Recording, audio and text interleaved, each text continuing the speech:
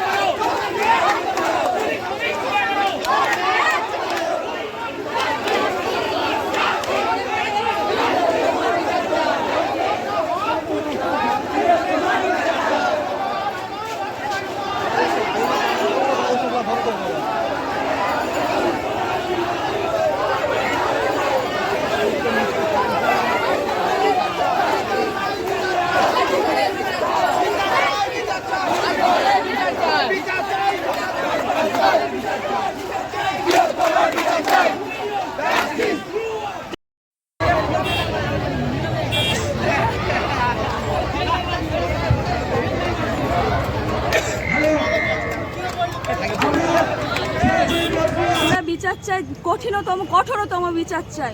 নারীদের যেন সুরক্ষা, আমরা যেন রাতে যেখানে সেখানে আমরা বেরোতে পারি। আমাদের যেন বিচার চাই, আমাদের যেন নির্ভয়ে আমরা সব জায়গায় সমস্ত জায়গায় যেন যেতে পারি। আমরা এই কাণ্ডটার জন্য, ঘৃণ্যতর কাণ্ডর জন্য আমরা বিচার চাই, তিলোত্তমার বিচার চাই। এই বিচার থেকে আমরা নারীরা সুরক্ষা চাই। সরকারের কাছে একটাই অনুদান আমরা চাই, অনুরোধ একটা করছি, যেন আমরা এই কাণ্ডের জন্য যেসব নারীরা আজ রাস্তায় বেরোচ্ছেন, প্রতিদিন মিছিলে বেরোচ্ছেন। আজকে আপনারা তো অনেকেই তো যারা শিক্ষিত যুবক যুবতী, হ্যাঁ, তারা যুবতীরা তো রাত্রেবেলা তো এখন আসতে ভয় পাবেন, যে ঘটনা ঘটছে ভয় পাচ্ছি।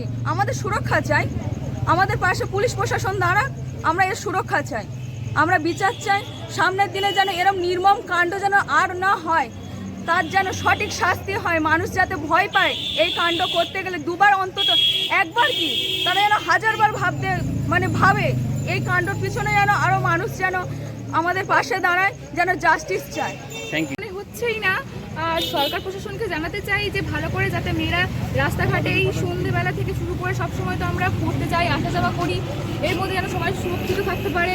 এবং তিলোত্তমার তো বিচার চাই, এবং যারা এই কঠিন পাপ করেছে তাদের যেন শাস্তি হয়, এটাই আমরা দাবি করছি। We want justice! We want justice! We want justice! We want justice!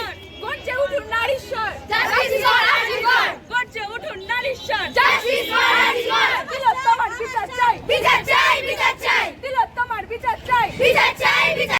কি বলবেন, আজকে আপনার বাড়িতে মেয়ে আছে, মা আছে, হয়তো বোনও আছে, হ্যাঁ, তাদের জন্য কি চাইছেন আজকে? এই 17 দিন ধরে আমরা যেইটা দেখে আসছি বা যেখানে যা প্রতিবাদ হচ্ছে, তার আসল কারণটা হচ্ছে আরজিকরে যে আমাদের চিকিৎসক দিদি আছেন বা ছিলেন, তার উপরে যে নরকীয় অত্যাচার হয়েছে তার প্রতিবাদ এটা। এই প্রতিবাদ সভা থেকে আমরা প্রত্যেকে চাই যে যারা দোষী, যে দোষী বা যারা দোষী যাই হয়ে থাক না কেন, তাদের কঠোর থেকে কঠোরতম শাস্তি আমরা আশা করছি। সিবিআইয়ের হাতের উপর গেছে, কিন্তু তাও আজ 6 দিন কেটে গেল, কি বলবেন এতে? সিআইডি থেকে সিবিআই, সিবিআইয়ের হাতে গেছে, আমাদের ভরসা আছে যে এটার একটা যোগ্য বিচার হবে, সেটাই আমরা আশা করছি। এবং এটাই যে একজন জড়িত সেটা নয়, সেটা আমরা সবাই জানি। প্রত্যেককে ধরতে হবে, ধরে তাদের কঠোর থেকে কঠোরতম শাস্তির জন্য আমরা আবেদন করছি। আজকে নির্ভয়া থেকে অভয়া, যেখানেই দেখছি সেখানেই দেখছি নারীর উপর নির্যাতন। তো আপনি একজন বয়স্ক মানুষ হিসাবে কতটা সুরক্ষিত মনে করছেন বাড়ির মেয়েদের?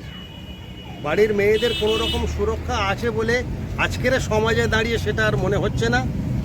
আমি সরকারের কাছে আবেদন করছি যে অবিলম্বে মেয়েদেরকে নিরাপত্তা দেওয়া হোক, মেয়েদেরকে নিজেদের বাড়ির মেয়ে মনে করে তাদের সুরক্ষা দেওয়া হোক। যে অধিকারের কথা বলা হয় সেই অধিকার পুরুষের যেমন আছে, নারীরও তো ঠিক তেমনি।